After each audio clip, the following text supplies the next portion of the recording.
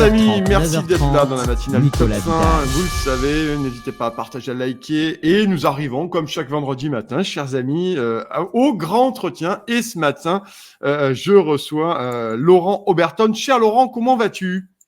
Très très bien, ça n'arrête pas, il y a beaucoup de choses à faire en ce moment. J'ai la sortie du bouquin, donc forcément il y a la rentrée qui est très chargée, donc disons que ça occupe. Bon, mais tant mieux en tout cas. Ben oui, on te reçoit ce matin et je te remercie d'être sur les antennes des ondes de Tocsin pour parler de ce livre-là ce matin. Laurent Oberton, Guerre, un combat dont vous êtes enfin le héros aux éditions Magnus, bien entendu. Ça y est, tu as commis ton livre. J'ai une première question à te poser. Est-ce que ce livre, il fait partie de l'arc républicain ou pas, cher Laurent ? J'ai de gros doutes. Et comme l'arc républicain est une chose contrairement à notre État, qui se rétrécit chaque jour un peu plus, je pense que ça fait très longtemps que j'ai dérapé et que le dérapage est hors de contrôle. Ouais, ça fait un petit moment que tu n'es pas dans la Républicain, parce que rapidement, parlons de toi. Enfin, ça fait un petit moment que tu commets des bouquins. Bon, France Orange Mécanique, je pense qu'il y a pas mal d'auditeurs qui le connaissent et d'autres. Brother, en fait, il en a fait beaucoup, beaucoup. Et effectivement, tu as basculé très vite dans le côté obscur de ce qu'il ne faut pas dire, des sujets qu'il ne faut pas aborder et des périls aussi qu'attend la France, parce que le livre la trilogie Guérilla, franchement, elle fait flipper. Et puis, chaque fois que je vois l'actualité, je me dis, mais Oberton, en fait, il avait quand même 2-3 idées qui étaient malheureusement assez réalistes, j'ai envie de te dire. Bah, je pense que c'est pour ça qu'on m'a jeté dehors et qu'on a tout fait pour m'empêcher de rentrer par les fenêtres, parce que c'est vrai que après Orange Mécanique et surtout après la France Big Brother, qui était une critique du système médiatique, ma présence sur les ondes s'est raréfiée dangereusement. Voilà, donc on peut peut-être tout dire, mais on peut le dire dans certains endroits seulement, et c'est mieux si c'est dans votre salon et si c'est à personne. On a bien compris le message. En tout cas, le service public me ferme ses portes depuis mon premier livre, en fait. Donc voilà, le message est clair. Ce que je dis, en tout cas, ne plaît pas. Et c'est marrant parce qu'il y a eu très peu de tentatives de ce qu'on appelle les débunkages ou ce genre de machin. Voilà, pourquoi il se trompe, pourquoi il ment, pourquoi il est machin, pourquoi il est dangereux. Non. C'est juste, il faut pas qu'il soit là. Donc très bien, alors je fais avec les moyens du bord et ça se passe très bien, et je pense qu'on est de plus en plus nombreux à être hors de l'arc républicain, donc c'est pas si grave. À la fin, je me demande bien qui va rester là-dedans. Ouais, effectivement. D'ailleurs, on a vu récemment, même François Ruffin a subi les foudres de la Mélenchonite, notamment, et a été exclu de la LFI. Non, mais c'est dinguissime, en fait. Même, tu vois, cette histoire-là, quand même, tu as raison de dire que les gens sont poussés en dehors de ce qu'est l'art républicain. C'est absolument dingue. C'est ça, c'est-à-dire vous avez une réflexion assez normale en disant que 200 femmes violées par jour en France, ça vous paraît quand même beaucoup, et c'est étonnant qu'on s'en alarme pas plus que ça, et on vous traite de nazis, des heures sombres et des machins, et on vous bannit d'antenne. Forcément, après ça, il reste plus grand monde, et c'est une logique après de compétition morale où on cherche à exterminer ceux qui sont un petit peu moins purs que vous, moralement, ceux qui vont pas assez loin. Donc voilà, après Ruffin, on sait pas qui ça va être. Ce sera peut-être Manuel Bompard, ce sera Mathilde Panot, etc. Ils vont tous s'entre-dévorer. Alors tant mieux pour nous, j'ai envie de dire. Mais en tout cas, ça nous aide pas à faire avancer nos pions, quoi.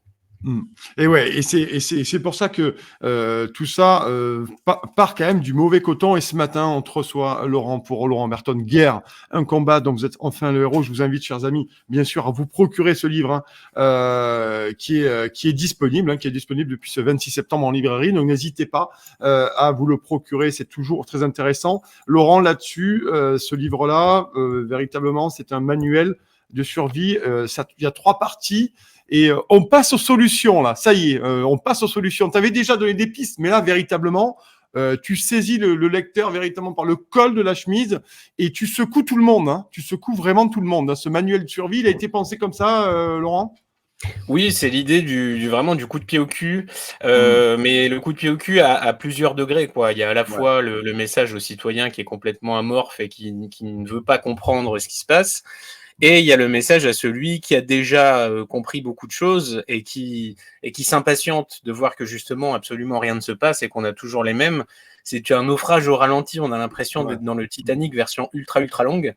Et pendant qu'on se fait insulter par ceux qui sont sur le pont et qui nous disent revenez dans l'arc républicain, tout le monde essaie de mener sa petite barque de son côté.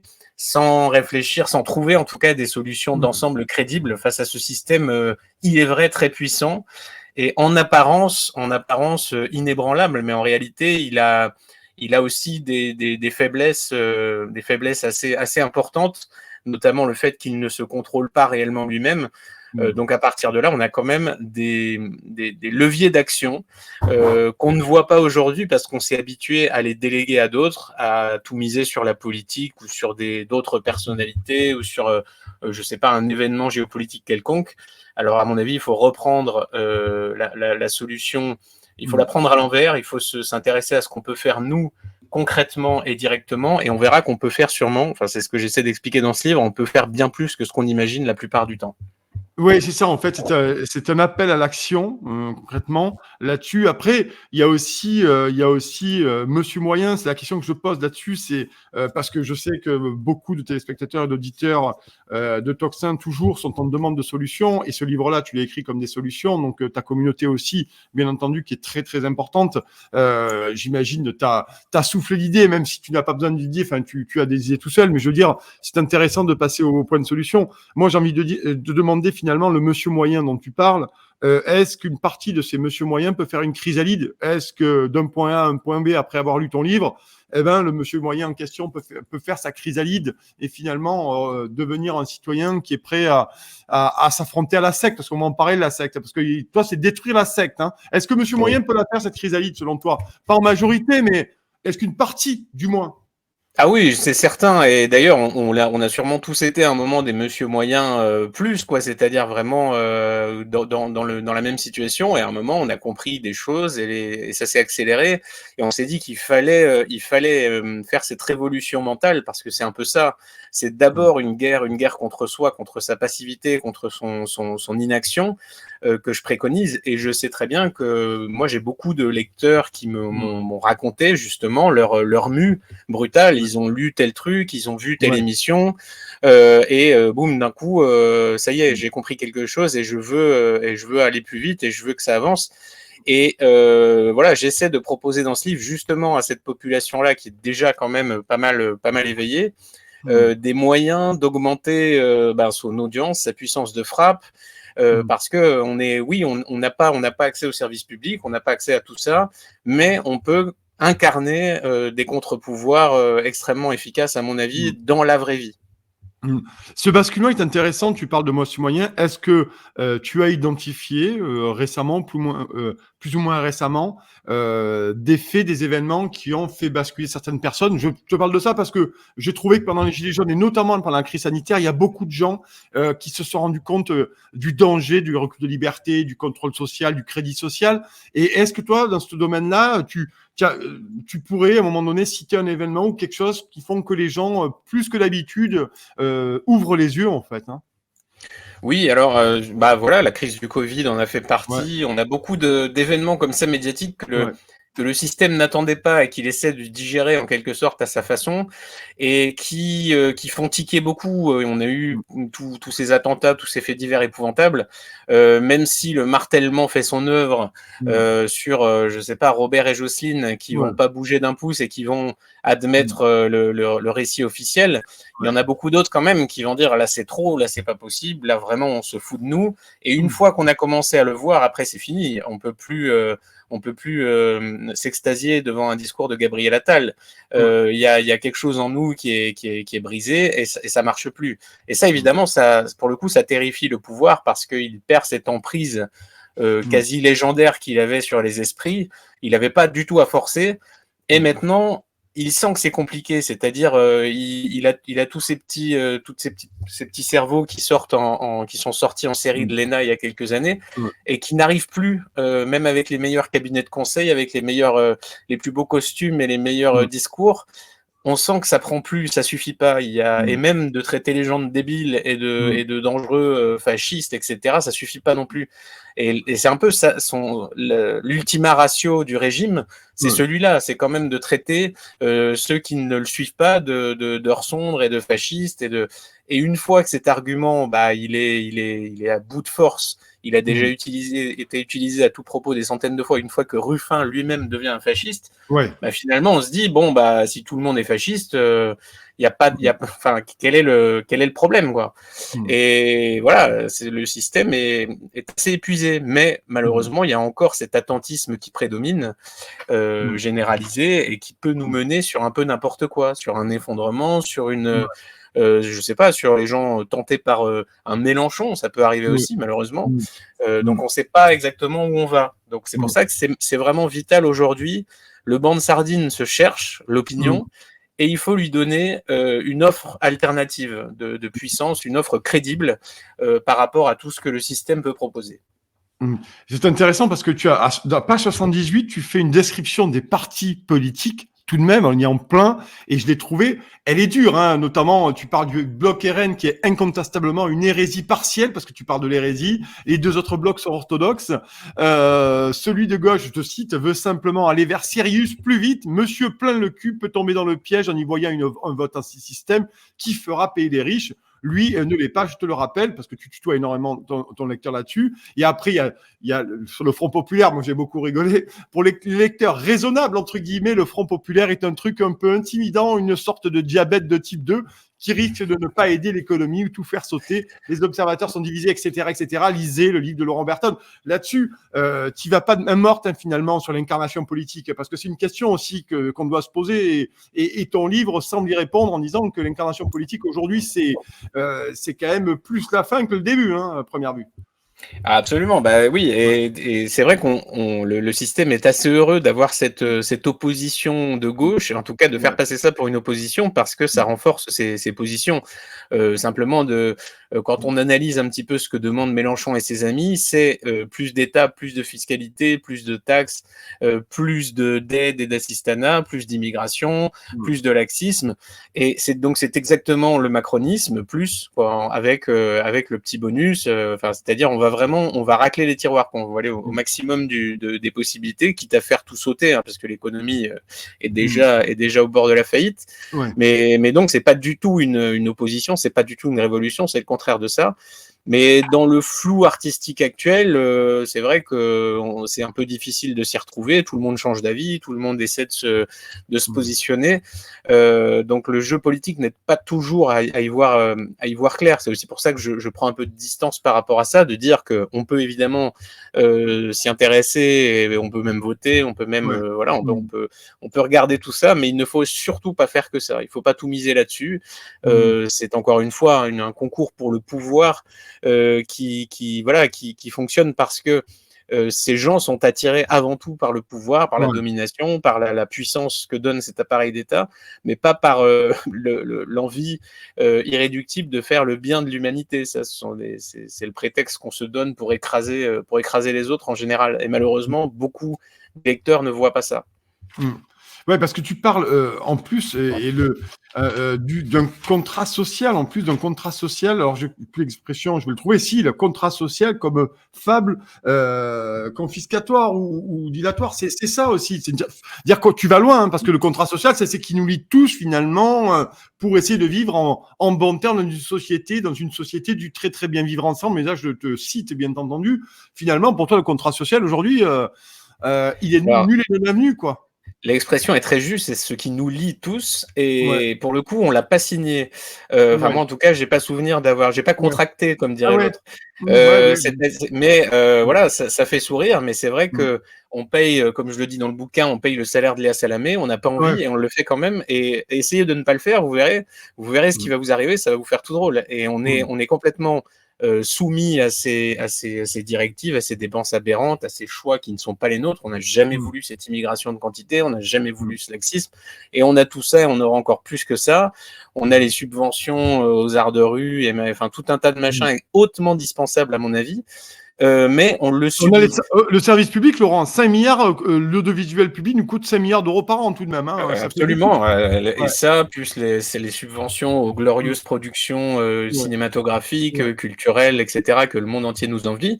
Donc, à un moment, on voudrait bien dire stop, mais on se rend compte que chaque ministère, là, dans ses déclarations, dit il faut sanctuariser mon budget. Ils disent tous la même chose, et même éventuellement obtenir des crédits. En fait, la machine est faite comme ça.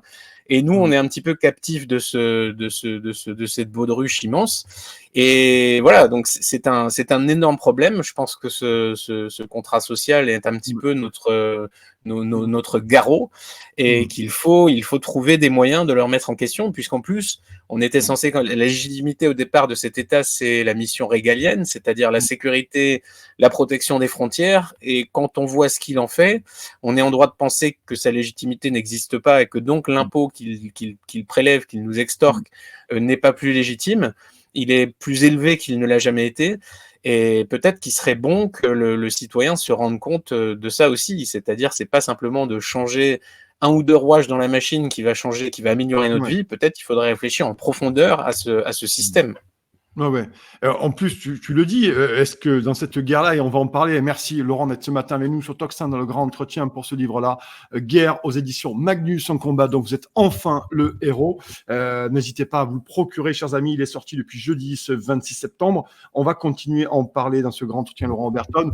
On voit bien aujourd'hui, avec ce gouvernement, alors on va pas faire de l'actu, mais ce qui est intéressant, c'est de dire, tu parlais de légitimité. Moi, je continue de penser que ce gouvernement est le plus illégitime de la Ve République parce que personne n'a voté pour les gens qui sont au pouvoir. Est-ce que ça aussi, Monsieur Moyen, j'ai quand même l'impression que ça lui plaît pas du tout aujourd'hui, manifestement. Là, on comprend bien qu'il y a un basculement qui vient de s'opérer. Est-ce que la question que j'ai envie de poser, c'est finalement, est-ce que la secte est-elle enfin arrivée à ses fins, si je puis dire, avec ce gouvernement totalement illégitime de gens que personne n'a élus et qui ne représentent du moins pas la majorité des gens qui se sont déplacés aux législatives? Est-ce que c'est... Disons qu'avant, le peuple faisait un peu ce qu'on lui demandait, il votait bien, c'est-à-dire qu'il votait pour le système, il reconduisait sans problème. Et quand il a commencé à voter mal, par exemple le référendum sur l'Europe, etc., 2005, ouais. eh bien, voilà, on lui a démontré qu'en réalité, ça servait pas à grand-chose, en fait. Ouais. On faisait ce qu'on voulait derrière, et là, on le voit de manière particulièrement éclatante avec ces dernières élections. Il y en a eu d'autres, hein. Il y a eu cette absence de proportionnel pendant des années. Enfin, on a bien vu tous les arrangements possibles pour échapper à la réalité de la représentation populaire. Et de toute façon, le vote n'est pas représentatif non plus, puisque quand on voit à quel point dans les enquêtes d'opinion les citoyens français se prononcent, par exemple, contre le laxisme, ils sont beaucoup plus nombreux que ceux qui votent simplement RN. Beaucoup ne votent pas, s'abstiennent ou votent ailleurs parce qu'ils ont peur des conséquences de leur vote. On leur a suffisamment fait peur en leur expliquant que voter RN, c'était la fin du monde et l'explosion du soleil et je sais pas quoi. Le chaos. Donc, Macron est pareil, le chaos. Bah oui. Hein. Macron est pareil de chaos. On reproche souvent au Rassemblement national de jouer sur les peurs, mais c'est toute la logique du système, c'est de faire absolument que ça, de dire si vous votez mal, vous aurez la faillite et tout ça. On a la faillite, on a le chaos dans les rues, on a les 120 coups de couteau par jour, tout ça est là. Après, ça va être le réchauffement climatique, l'étape supplémentaire. C'est attention, vous voyez, si c'est Donald Trump qui gagne, la planète explose. Et on nous le dit très sérieusement. Et très sérieusement, beaucoup de Français sont intimidés par ça, se disent je veux pas être celui avec mon petit bulletin de vote qui aura appuyé sur la gâchette et qui aura tout fait sauter. Et réellement, c'est une emprise sur les esprits. Et on doit commencer par se défaire de ça. À mon avis, c'est ça qui est très important. C'est ce manuel de combat là pour lequel je te reçois ce matin. C'est intéressant finalement. C'est ça qui est le fond du livre. C'est comment on se désincarcère de ce fascisme domestique, parce qu'il est là aussi. Il est prégnant. Hein, ça fait un petit moment que tu en parles, ce fascisme domestique. Et là-dessus, tu donnes. On va rentrer dans le livre maintenant. Tu donnes des clés, tu donnes des pistes finalement pour en sortir. Et tu dis notamment, c'est intéressant finalement. Tu dis que c'est au lecteur d'en extraire le combustible. C'est-à-dire que c'est au lecteur de faire le boulot. Lisez le livre et faites le boulot, chers amis, aussi. À un moment donné, on ne va pas tout vous mâcher.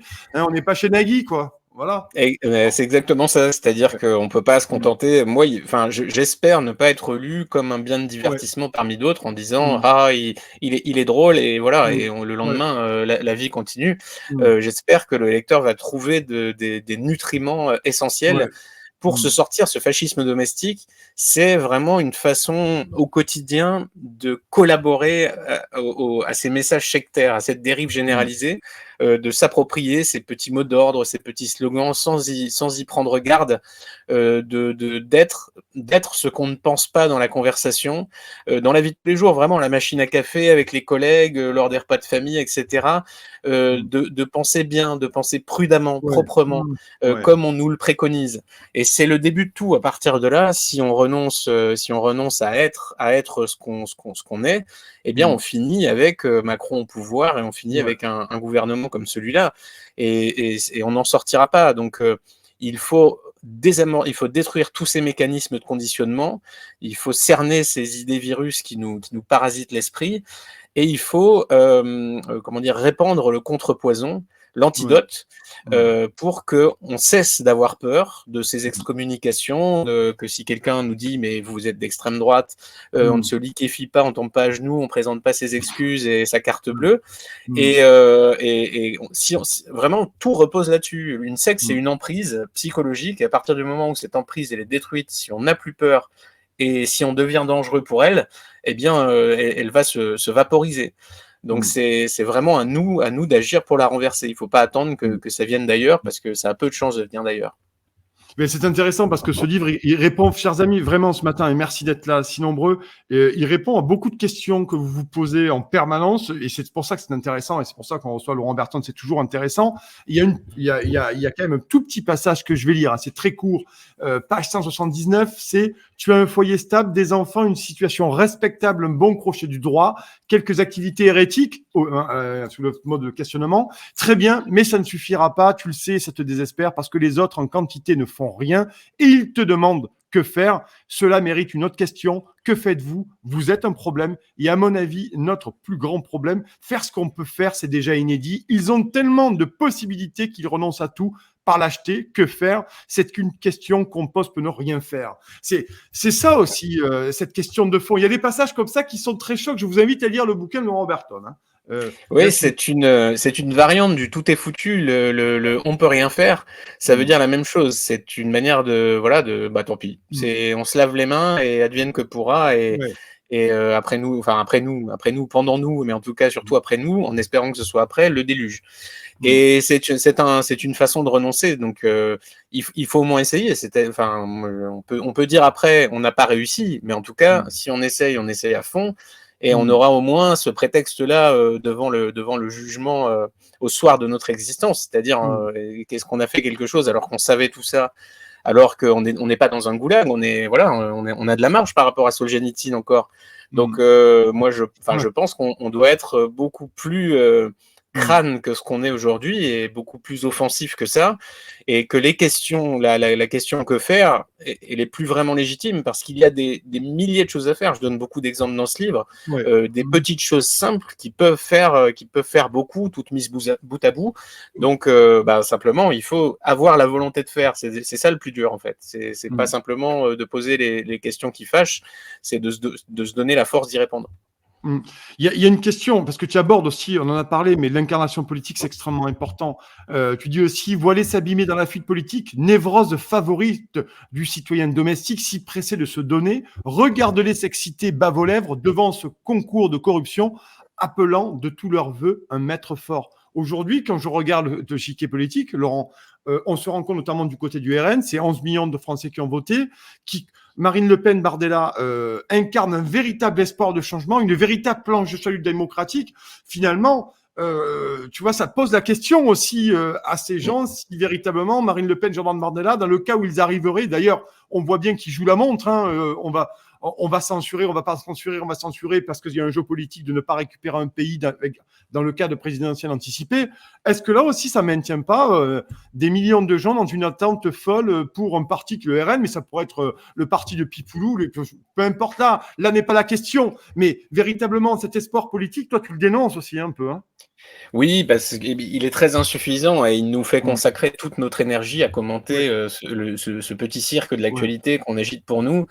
Et malheureusement, si on se fie à ça, c'est une loterie. On mise tout sur un coup de dé en se disant, je sais pas, mettons que demain Bardella ou Marine Le Pen soit au pouvoir. Déjà, quel est ce pouvoir concrètement face aux instances internationales, face à l'Europe, face à toute l'administration française qui a une inertie? Alors là, c'est bien pire que le Titanic, hein. pour faire tourner ce bordel. Et enfin, toutes les forces d'opposition, on l'a vu, hein, on a vu des Mélanie, des Trump arriver au pouvoir, et ça a été très très difficile pour eux. Ça l'est encore pour Mélanie. Il est possible que ce ne soit pas suffisant et que les forces de résistance à ça fassent même pire. C'est-à-dire qu'après Trump, on a eu Biden qui a fait l'inverse de Trump en augmenté. Donc finalement, c'était encore pire qu'avant. Et donc ça n'offre pas de garantie. Si on veut vraiment se prémunir de la force du pouvoir, il faut que nous, on soit capable de constituer un contre-pouvoir crédible, de faire pression sur ce pouvoir pour qu'il ne fasse pas ce qu'il veut de nous. Parce que rien ne dit que ceux qui vont gagner agiront différemment ou ne vont pas faire l'inverse de ce qu'ils ont dit. On n'en sait absolument rien. Et le pouvoir, encore une fois, ces gens-là répondent à l'appel du pouvoir de leur propre intérêt personnel, même s'ils vont vous dire évidemment tout un tas d'autres choses.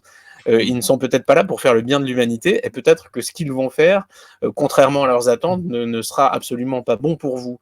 Donc, misez très peu là-dessus et misez beaucoup plus sur vous, parce que vous avez plus de pouvoir sur votre vie que Michel Barnier ou que d'autres politiciens spécialisés.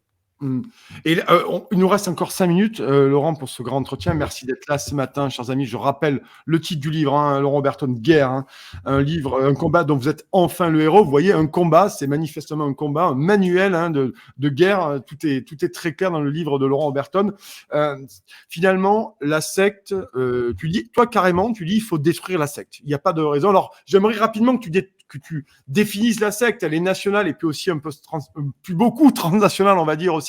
Et la définition, et ensuite, toi, tu dis effectivement, tu affirmes que la secte peut être détruite, hein, Laurent. Oui, bah comme toutes les autres sectes, on a vu. Il faut pas attendre qu'elles nous détruisent avec elles. En fait, c'est comme l'ordre du Temple solaire ou ce genre de truc où à la fin ça finit pas très bien. Et si les adeptes à un moment se disent attends, on n'est pas en train de suivre une très mauvaise voie et on n'est pas en train d'avoir complètement perdu prise sur notre destin, on n'a pas donné complètement les clés de nos vies à des gourous complètement fanatiques ou égarés dans des délires, parce que c'est ça, hein, c'est aussi pour moi le vivre ensemble, c'est littéralement un délire sectaire. Je sais pas, l'idéologie transgenre, enfin il y en a une quantité d'exemples, il y a un catalogue immense de délires. Et si à un moment les adeptes ne se révoltent pas contre cette emprise, ne la comprennent pas et ne disent pas à leur gourou, mais en fait non, votre pouvoir vous êtes aussi puissant qu'on est impuissant, et finalement votre puissance, votre toute puissance sur nos vies, elle reflète notre impuissance. Donc c'est à nous de nous grandir et à nous de nous sortir de ça, de passer à l'âge adulte et d'arrêter d'attendre tout d'un maître déjà. Donc oui, on peut absolument détruire cette secte, on peut renvoyer tous ces braves gens à un vrai travail, ça leur ferait pas de mal aussi, ça ferait du bien à tout le monde, je pense, de les voir un petit peu postuler et arrêter de vivre de notre travail à nous. Ouais, à franc chômage, notamment qu'ils ont eux-mêmes créé, donc ça doit être bien puisqu'ils l'ont créé pour eux-mêmes, donc ils devraient en profiter à mon avis de leur création. Voilà, et pour moi la justice fiscale et sociale la plus élémentaire, ce serait que chacun puisse se démerder sans cet énorme arbitre clientéliste et parasite qui a été complètement utilisé par cette petite caste de sectaires qui nous impose cette morale supérieure. Et encore une fois, c'est la seule chose qui nous tient, c'est cette emprise qu'elle a sur nous, cette façon qu'elle a de nous faire peur, de nous menacer d'une punition et d'une récompense, comme on menace les chiens qu'on veut dresser. Et c'est exactement ce qui se passe. Donc, à un moment, il faut, à mon avis, il faut renverser la table, il faut dire stop, et il faut le montrer, il faut se donner les moyens de se révolter. Et on verra que ces maîtres sont beaucoup moins puissants que l'idée qu'on s'en fait. On voit le loup plus grand qu'il n'est, comme dit le proverbe. Une dernière phrase, moi j'aime beaucoup, je te cite, tu dis, nous sommes en démocratie, mais à la fin, c'est Laurent Fabius qui décide. Ah oui, non mais alors là, voilà, ça aussi c'est une démonstration majeure, c'est-à-dire on parle pendant des semaines d'un projet de loi pour être un petit peu plus ferme sur l'immigration, c'est-à-dire peut-être les OQTF, on pourrait quand même peut-être monter à 10% d'application, ce serait bien.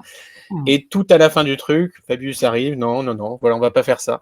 Merci, bonne soirée, bonsoir chez vous. Et le principe de souveraineté réside exclusivement dans Laurent Fabius. Ça résume vraiment très bien ce qu'est cette démocratie finalement. Fondamentalement, c'est ça.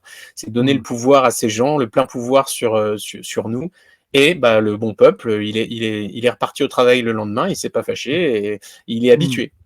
Oui, oui, c'est vrai que c'est agaçant parce qu'on enfin, plus qu'agaçant, c'est un véritable déni de démocratie. Ce soit le Conseil Oui. d'État ou le Conseil constitutionnel aujourd'hui, ça pose de véritables questions. Et ce que tu appelles toi la secte s'appuie aussi considérablement là-dessus. Sur la loi immigration, Emmanuel Macron savait très bien que le Conseil constitutionnel, à un moment donné, allait dépecer cette loi qui était quand même, somme toute, assez crémeuse, hein, si je puis me permettre. Non, mais c'est assez génial, c'est vraiment très bien fait pour que, Mmh. à aucun moment, un début de volonté populaire Ouais. puisse exister, sans qu'il ne soit détricoté par des magistrats, par des spécialistes, Mmh. par tout un tas Mmh. d'étages. Le pouvoir se protège vraiment très bien lui-même, Ouais. même si, d'ailleurs, ce qu'on disait tout à l'heure, même si on avait un ministre de l'intérieur, ou un ministre, un Ouais. premier ministre qui soit parfaitement décidé à faire quelque chose, on peut, compter sur le système pour, lui opposer tout un tas d'obstacles, Ouais. infranchissables. Mmh. Donc l'État, il faut pas croire que parce qu'il est gros, il est fort. Au contraire, plus il est gros, plus il est faible, plus Mmh. il ne sert à rien, bah, à part Mmh. nous prendre de l'argent, ça il le fait très Ouais. bien. Mais à Mmh. part Ah oui, ça, ça oui. il a pas du tout de force réelle d'action, Mmh. en tout cas dans le sens que l'on voudrait nous. Mmh mh. Effectivement, en tout cas, c'est un vrai problème, mais merci, Laurent, d'être venu ce matin sur Tocsin pour ce livre-là. Voilà, Laurent Berton, Guerre, le nouveau livre, hein, un combat dont vous êtes enfin le héros aux éditions Magnus. N'hésitez pas à vous le procurer, vous allez voir, il y a plein de choses. On n'a pas parlé de tout, il aurait fallu 4 matinales consécutives, mais non, il faut le lire, c'est quand même beaucoup mieux d'aller acheter le livre de Laurent Berton. Laurent, aussi, La Furia, tu nous en dis un mot, le prochain numéro de La Furia également? Prochain numéro de la Furia en octobre, Ouais. mi-octobre a priori, donc Bien. voilà, ou un petit peu avant pour les abonnés qui l'auront commandé. Mmh. Enfin voilà, c'est sur lafuria.fr si vous voulez vous abonner. On Mmh. donnera aussi le 5 octobre Ouais. une grande journée de signature avec, Mmh. avec l'équipe de la Furia et l'équipe, des auteurs de Magnus. Mmh. Paris 11e, vous allez voir sur Ouais. éditionmagnus.fr, il y a toutes les explications. Mmh. Donc vous serez évidemment très nombreux et Ouais. ce sera voilà dans une belle journée de rencontre dans la bonne humeur. Mmh. Bah, il y a du boulot, il faut être sur Ouais. le pont parce que cette rentrée, voilà, il y a les autres ne vont pas nous laisser l'espace, donc il faut le prendre aussi. Mmh. En tout cas, cette journée risque de pas être triste, bien entendu, quand tous les auteurs de la Furia seront tous ensemble. Merci beaucoup, cher Laurent. Et on espère te voir au Merci à vous. JT de TF1 chez Anne-Claire Coudray ou ou sur France 2 à Laurent Delahousse. Peut-être que tu auras une invitation de ces jours. On va savoir, peut-être, Tout hein. à fait, bien sûr, bah, tout peut arriver, hein, on ne sait pas, voilà, donc j'attends, je surveille la boîte aux lettres. Ouais, et regarde ton portement. En tout cas, merci beaucoup, cher Laurent Berton. C'était le grand entretien de cette matinale Tocsin ce matin avec le nouveau livre de Laurent Berton. Merci, Laurent. Passe une excellente vendredi, un excellent La week-end. matinale Merci Tocsin. d'être passé par le logo de Merci beaucoup. Tocsin. Merci beaucoup. 7h30, 9h30.